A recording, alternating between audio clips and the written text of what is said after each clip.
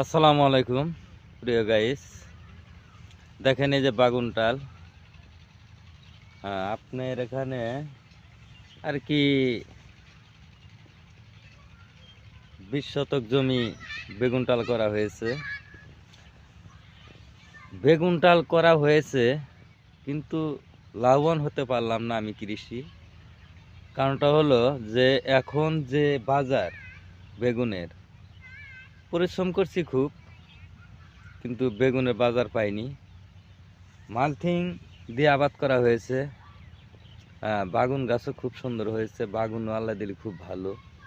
এই দেখেন গাইস, দেখছেন বাগুনের অভাব নাই। দেখেন এই যে,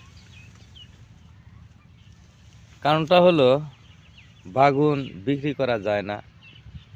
মাত্র আমাদের এখানে 10 টাকা কেজি, 15 টাকা কেজি।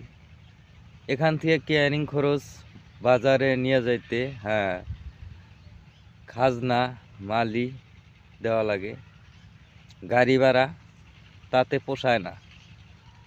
কি করবো রে ভাই, আপনার এত খরচ করে যদি কাল কৃষকের টাকা না পায়, তো কৃষকের মনটা কেমন লাগবে বলেন আপনারা।